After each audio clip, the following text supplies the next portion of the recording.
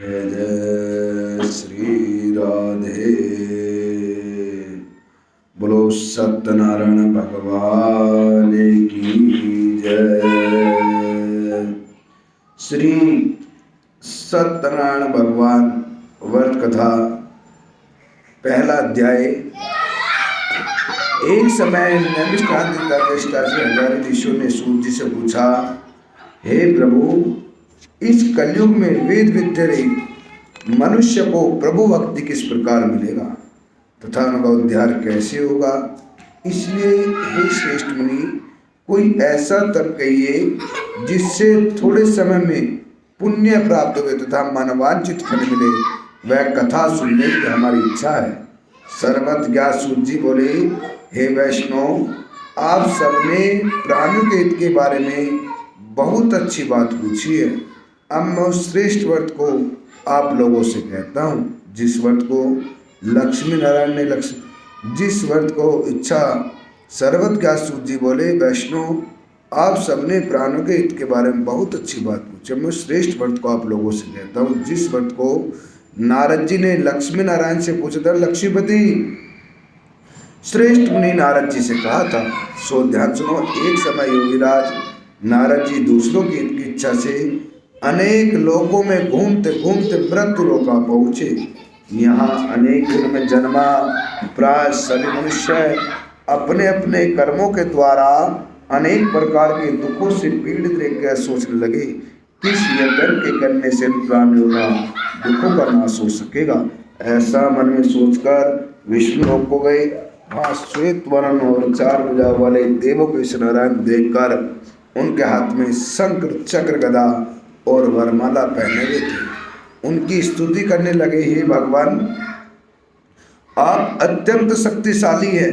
मन तथा वाणी भी आपको पा नहीं सकती। आप आदि है, अनंत निर्गुण है, स्वरूप है, सृष्टि है, भूति और भक्तों के दुखों को नष्ट करने वाले हो। सर्वप्रथम मेरा नमस्कार। नारद जी की इस प्रकार की स्तुति सुनकर विष्णु भगवान बोले, श्रेष्ठ मुनि, आपका किस काम के लिए आगमन हुआ है, निसंकोच होकर मुझसे कहो। तब नारद मुनि बोले, मृत्युलोक में अनेक जन्मा प्राय सभी मनुष्य अपने अपने कर्मों के द्वारा अनेक प्रकार के दुखों से पीड़ित रहकर सोचने लगे, किस यत्न के करने से प्राणों का दुखों का नाश हो सकेगा। ऐसा मन में सोचकर विष्णु को गए। वहाँ श्वेत वर्ण चार भुजा वाले देवों को नारायण देखकर उनके हाथ में शंख चक्र गदा वरमाला पहने हुए थे। उनकी स्तुति करने लगे, हे भगवान, आप अत्यंत शक्तिशाली हैं।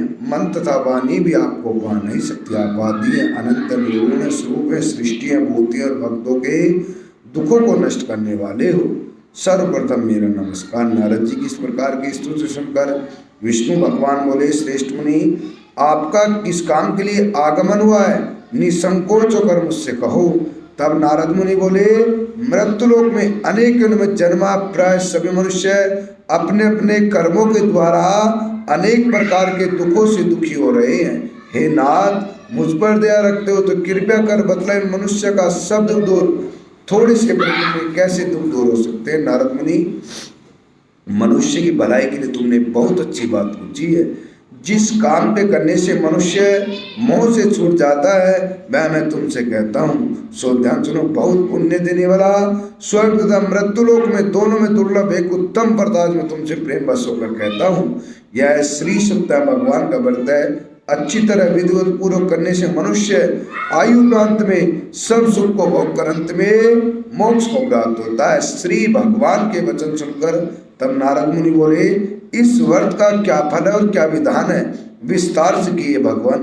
भगवान बोले, दुख शोक आदि को दूर करने वाला, धन धान्य को बढ़ाने वाला, सौभाग्य तथा संतान को देने वाला, सब स्थानों पे विजय प्राप्त कराने वाला, भक्ति और श्रद्धा के साथ किसी भी दिन शाम के समय ब्राह्मण और बंधन नैवेद्य, केले का फल, घी, दूध, गेहूं का चूर्ण सब साटी कर भगवान को अर्पण करते हुए तथा नित्य गीत आदि का आचरण करते हुए समय व्यतीत करे। इस तरह व्रत करने से मनुष्य की इच्छा निश्चय पूरी होती। विशेष कली काल में यही भूमि पर सरल मोक्ष का उपाय है।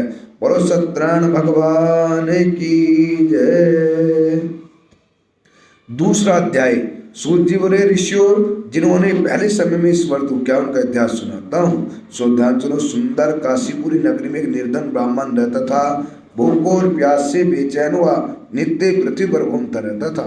ब्राह्मणों से प्रेम करने वाले श्री सत्यनारायण भगवान ने बूढ़े ब्राह्मण का रूप धारण कर उससे पूछते, प्रिय नित्य दुखी हुए पृथ्वी पर क्यों घूमते रहते हो, मुझसे कहो, मैं सुनना चाहता हूँ। वृद्ध ब्राह्मण बोला, प्रभु मैं निर्धन ब्राह्मण हूँ, भिक्षा के लिए पृथ्वी पर फिरता रहता हूँ। हे भगवान, यदि आप इसका कोई उपाय जानते हो तो कृपया कर मुझसे कहो। वृद्ध ब्राह्मण बोले, सत्य भगवान मनवांचित फल देने वाले, इसलिए ब्राह्मण तो उनका पूजन कर, जिसके करने से मनुष्य सब दुखों से मुक्त होता है। ब्राह्मण को सब दुखों से मुक्त होता है। ब्राह्मण को उस व्रत के बारे में सारा विधान बतलाकर बूढ़े ब्राह्मण का रूप धारण करने वाले सत्य भगवान अंतर ध्यान हो गए। जिस व्रत को मुझे वृद्ध ब्राह्मण ने बतलाया था मैं उसको अवश्य करूंगा, यह निश्चय कर रात को नींद नहीं आई। सवेरे उठते ही श्री सत्य भगवान का व्रत का निश्चय कर वह भिक्षा के लिए चल निकला। उसे उस रोज भिक्षा में बहुत सारा धन मिला, जिससे अपने बंधु बांधव से सत्य भगवान का विधिवत पूजन किया। इसके करने से ब्राह्मण सब दुखों से छूटकर अनेक प्रकार की संपत्ति वाला हो गया। हर मास की पूर्णिमा को सत्य भगवान का व्रत करने लगा और सत्य भगवान का व्रत करेगा वह सब पापों से छूटकर अंत में मोक्ष को प्राप्त होगा। आगे पृथ्वी पर जो भी मनुष्य इस व्रत को करेगा सब दुखों से छूट जाएगा। इस तरह नारद का कहा व्रत मैंने तुमसे कहे। प्रिय, अब और मैं क्या कहूँ। मुनीश्वर बोले, संसार में इस ब्राह्मण से सुनकर किस किस ने इस व्रत को किया है हम मैं सुनना चाहते हैं, इसके लिए हमारे मन में श्रद्धा है। सूत जी बोले, सुनियो, जिसने व्रत को क्या मैं तुम्हें सुनाना चाहता हूँ, कृपया कर ध्यान सुनो। एक समय एक ब्राह्मण धन ऐश्वर्य के साथ अपने बंधु बांधव से श्री सत्य भगवान के व्रत तैयारी में लगा हुआ था। उस समय एक बूढ़ा लकड़ारा आया। प्यास से दुखी लकड़ारे ने ब्राह्मण को व्रत करता देखा, नमस्कार कर कहने लगा, आप यह क्या कर रहे हैं, इसके करने से क्या फल मिलता है, कृपया कर मुझसे कहो। ब्राह्मण बोला, सब मनोकामनाओं को पूरा करने वाला यह श्री सत्य भगवान का व्रत है, इसकी कृपा से मेरे यहाँ धन धान्य वृद्धि हुई है। ब्राह्मण से उस व्रत के बारे में जानकर लकड़ारा बहुत प्रसन्न हुआ। चन्नामृत प्रसाद खाने के बाद अपने घर गया तो इस प्रकार का संकल्प किया, आज जो ग्राम में लकड़ियां बेचने से जो धन मिलेगा मैं उससे सत्यनारायण भगवान का उत्तम व्रत करूंगा। ऐसे मन में विचार कर उन लकड़ियों को अपने सिर पर रखकर ऐसे सुंदर नगर में गया जिस नगर में धनवान लोग बसे होते हैं। लकड़ियों के दाम पहले से चौगुने मिले। लकड़ारा बहुत प्रसन्न हुआ। पक्के केले की फली, गेहूं का चूरन, सबज साटी कर श्री सत्य भगवान की व्रत की कुल सामग्री लेकर अपने घर गया। फिर अपने भाइयों को बुलाया, विधिवत पूजन किया। उस व्रत के भाव से लकड़ारा धन और पुत्र से युक्त हुआ। संसार के समस्त सुख को भोग कर अंत में वैकुंठ धाम को चला गया। बोलो सत्यनारायण भगवान की जय। तीसरा अध्याय। सूत जी बोले, हे श्रेष्ठ मुनि, मैं और भी एक कथा सुनाता हूँ, सो ध्यान दो। प्रजापालन में उल्का मुख नाम का एक बुद्धिमान राजा था। सत्यव्रत प्रतिदिन देवों के स्थानों पर जाकर गरीबों को धन देकर उनका कष्ट दूर करता था। उनकी पत्नी कमल के मुख समान सती साध्वी थी। भद्रशील नदी के तट पर उन दोनों सत्य भगवान का पूजन किया। उसी समय एक साधु वैश्य आया। व्यापार के लिए बहुत सारा धन था। अपने नौका को माता के किनारे ठहरा कर राजा को व्रत करता देखा, नमस्कार कर कहने लगा, आप यह क्या कर रहे हैं, इसके करने से क्या फल मिलता है, कृपया कर मुझसे कहो। राजन बोला, हे साधु, अपने बंधु बांधव सहित पुत्र आदि की प्राप्ति के लिए महाशक्तिवान श्री सत्य भगवान का व्रत और पूजन किया जा रहा है। राजा के ऐसे वचन सुनकर साधु कहता है, मुझसे इसका सारा विधान बतलाइए। मेरी भी कोई संतान नहीं है, निश्चित से कोई ना कोई संतान अवश्य पैदा होगी। राजा से सब विधान सुनकर व्यापार से निर्वित होने के बाद आनंद के साथ अपने घर गए तो स्त्री से संतान देने वाले व्रत के बारे में समाचार सुना। कहा कि जब मेरे को पुत्र या पुत्री होगी मैं भी इस व्रत को अवश्य करूंगा, ऐसे वचन स्त्री लीलावती से कहे। एक दिन लीलावती पति के साथ आनंदित होकर शांत हृदय से प्रवृत्त होने के बाद सत्य भगवान की कृपा से गर्भवती हो जाती है। गर्भवती होने के बाद 10वें महीने बाद एक सुंदर कन्या का जन्म होता है। कन्या दिनों दिन इस प्रकार बनने लगती है जैसे शुक्ल पक्ष का चंद्रमा बढ़ता है। कन्या का नामकरण रखा जाता है तो कलावती नामकरण रखा जाता है। लीलावती मीठे शब्दों में अपने पति परमेश्वर से कहते हैं, प्रभु आपने संकल्प किया था कि जब मेरे कोई पुत्र या पुत्री होगी मैं भी इस व्रत को अवश्य करूंगा, ऐसे वचन स्त्री लीलावती से कहे। एक दिन लीलावती पति के साथ आनंदित होकर शांत ढंग से प्रवृत्त होने के बाद लीलावती से कहे कि मैं इसके विवाह पर कर दूंगा। इस प्रकार का आश्वासन देकर अपने नगर को चला। कलावती पितृगृह में व्रत को प्राप्त हो गई। जब साधु ने अपने मोहल्ले की सखी सहेली के साथ अपनी पुत्री को खेलता देखा, तुरंत दूतों को बुला कहा कि जाओ आसपास के नगर में मेरी पुत्री के वास्ते शिव कुमार को ढूंढ कर लाओ। दूत आज्ञा पाकर कंचन नगर में पहुंचते हैं। बड़ी देखभाल खोजबीन करने के बाद पुत्री के वास्ते शिव कुमार एक बार ढूंढ कर लाते हैं। शिव लड़के को देखकर साधु ने प्रसन्नचित होकर अपनी पुत्री का विवाह कर दिया, किंतु दुर्भाग्य से विवाह के समय में भी व्रत करना भूल गया। तब श्री भगवान क्रोधित हो गए और उन्हें श्राप दिया कि तुम्हें दारुण दुख प्राप्त हो। अपने कारण कुशल जयमाता समेत दोनों ससुर जमाई रतनपुर नगर में व्यापार करने लगते हैं। उस नगर का राजा चंद्रकेतु था। उसी समय चंद्रकेतु राजा के यहाँ चोरी हो जाती है। चोर चोरी कर कर भागते होते हैं, दौड़ते होते हैं, पीछे उनके सैनिक भी दौड़ते होते हैं। जितना धन चोरों ने चुराया था वहीं पर रखकर भाग जाते हैं जहाँ पर दोनों ससुर जमाई ठहरे हुए होते हैं। सैनिक देखते हैं तो सारा सामान राजन का है। दोनों को बंदी बनाकर ले जाकर राजसभा में खड़ा कर देते हैं। कहते हैं राजन इन्होंने आपके राज्य में चोरी की। ना राजा सुनता है न सुनाता है, कहता है डाल दो इन्हें काल कोठड़ी में, इन्होंने मेरे राज्य में आके चोरी की। उधर लीलावती और कलावती दोनों ही अत्यंत परेशान थी। जो घर में धन रखा था चोर चुरा कर भाग जाते हैं। शारीरिक मानसिक भूख और प्यास की अन्न की चिंता में कलावती धीरे धीरे रात घर लौटती है। लीलावती कहती है पुत्री तेरे मन में और जी में क्या है? कहने लगी माता क्या हुआ? बेटा तू धीरे धीरे रात घर लौटी है।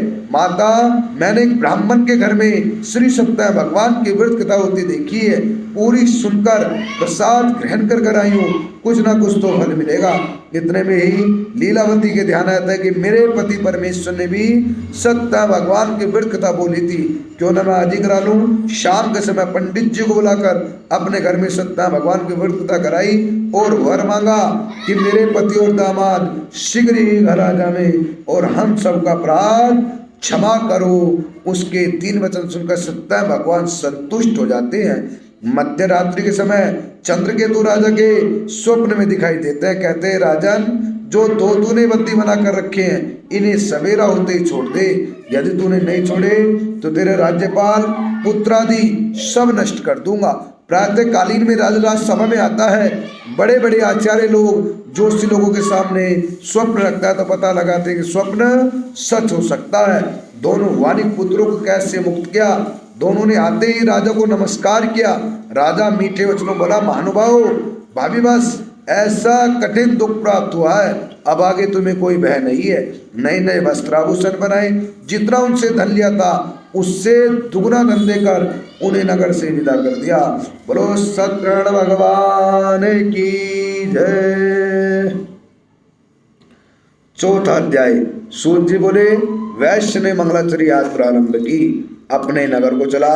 थोड़ी दूरी पर चलने के बाद दंडी स्वामी का वेश धारण कर सत्य भगवान पूछते हैं साधु तुम्हारी नौका में क्या पानी घसता हुआ पूछता है।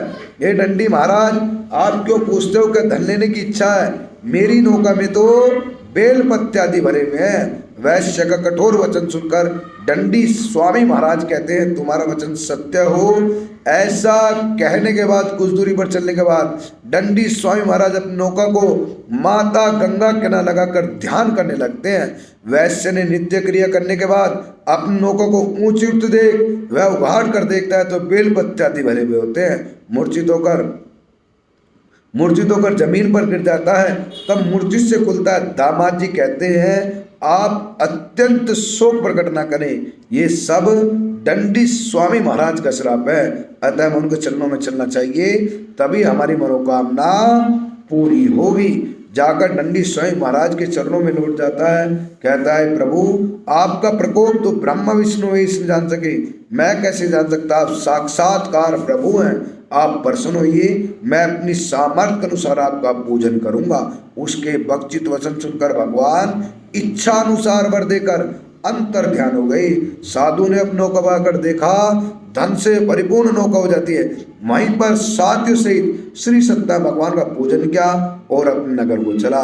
जिस समय नगर के निकट पहुंचने वाला होता है, तुरंत दूतों को कहता है कि जाओ घर पर जाकर खबर कर दो, दोनों ससुर जमाई ठीक ठाक अपने घर आ रहे हैं। उधर लीलावती और कलावती दोनों ही सत्य भगवान के वृत्तता में बैठी हुई होती है। कलावती को अपने पति का मुंह देखने के लिए बहुत उतावली होती है और सत्य भगवान की वृत्तता में से उठकर भागी भागी दौड़ी दौड़ी माँ गंगा के किनारे पहुंचती। जिस समय माँ गंगा के किनारे पहुंचती तो कलावती के पिताजी नौका में से उतर जाते हैं और पति समेत नौका गंगा में डूब जाती है। कलावती रोती रोती बिल खिलाती भी भूमि पर गिर जाती है। पुत्री को रोता देख, नौका को गंगा में डूबती देख साधु कहते हैं प्रभु अब मुझसे और मेरे परिवार से क्या गलती हुई है, उस अपराध को क्षमा करें। उसके 3 वचन सुनकर कुछ देर बाद आकाशवाणी होती है, कहते हैं साधु तेरी कन्या मेरा प्रसाद त्याग कर आई है, यदि घर जाए प्रसाद ग्रहण कर आए तो इसका पति समेत नौका ऊपर आ जाएंगी। ऐसी आकाशवाणी सुनने के बाद कलावती घर जाकर प्रसाद ग्रहण कर आती है। फिर आकर अपने पति के दर्शन तत्पश्चात साधु ने अपने बंधु बांधव से सत्य भगवान का विधिवत पूजन किया और हर मास की पूर्णिमा को सत्य भगवान का व्रत और पूजन करने लगा। इस लोक का सुख भोग कर अंत में स्वर्ग लोक को चला गया। बोलो सत्यनारायण भगवान की जय। 5वां अध्याय। सूत जी बोले ऋषियों मैं और भी एक कथा सुनाता हूँ। सो ध्यान दो, प्रजापालन में लिंगध्वज नाम का एक राजा था, उसने भी भगवान का प्रसाद त्यागा। वन में जाकर वन्य पशुओं को मारकर बड़ के पेड़ के नीचे बैठ गया। वहां उसने ग्वालों को भक्तों से सत्य भगवान का पूजन करते देखा। अभिमानिक वहां भी नहीं गया, नमस्कार भी नहीं किया। जिस समय ग्वालों ने भगवान का प्रसाद उसके सामने रखा, वह त्याग कर अपनी सुंदर नगरी को चला। वहीं से उसने सब कुछ नष्ट पाया। वह जान गया था सब क्या हुआ प्रभु का है। तब विश्वास कर ग्वालों के समीप आया, विधिवत पूजन किया और प्रसाद खाया। सत्यदेव की कृपा से जैसे पहले था वैसे ही दीर्घ काल का सुख भोग कर अंत में स्वर्ग लोक को चला गया। जो मनुष्य परम दुर्लभ इस व्रत को करेगा, भगवान की कृपा से धन धान्य की प्राप्ति होती है, निर्धनी धनी होते हैं, बंदी बाधक से मुक्त होते हैं, तथा संतानहीनों को संतान की प्राप्ति होती है, तथा सब मनोरथ पूर्ण होते हैं। अंत में वैकुंठ धाम को जाते हैं। जिन्होंने पहले समय में इस व्रत को किया है, दूसरे जन्म की कथा सुनाता हूँ। वृद्ध सदानंद ब्राह्मण ने सुदामा का जन्म लेकर मोक्ष को प्राप्त किया। उनका मुख राजा दशरथ बनकर वैकुंठ धाम को प्राप्त किया। साधु नामक वैश्य ने मोर बनकर अपने पुत्र को आरे से तीर कर मोक्ष को प्राप्त किया। महाराजा लिंगध्वज ने भगवान को भक्ति कर्म कर मोक्ष को प्राप्त किया। बोलो सत्यनारायण भगवान की जय। श्रीमद नारायण नारायण नारायण भगवन नारायण नारायण नारायण विष्णु नारायण नारायण नारायण लक्ष्मी नारायण नारायण नारायण प्रभु नारायण नारायण नारायण प्रभु नारायण नारायण नारायण। ओम नमो भगवते वासुदेवाय। ओम नमो भगवते वासुदेवाय। ओम नमो भगवते वासुदेवाय। भगवान नारायण नारायण नारायण प्रभु नारायण नारायण नारायण विष्णु नारायण नारायण नारायण प्रभु नारायण नारायण नारायण नारायण श्रीमल नारायण नारायण नारायण गुरुवर नारायण नारायण नारायण प्रभु नारायण नारायण नारायण भक्तो नारायण नारायण नारायण भक्तो नारायण नारायण नारायण। बोलो सत्यनारायण भगवान की जय। बोलो विष्णु भगवान की जय। सियापति रामचंद्र भगवान की जय। पवन पुत्र हनुमान की जय।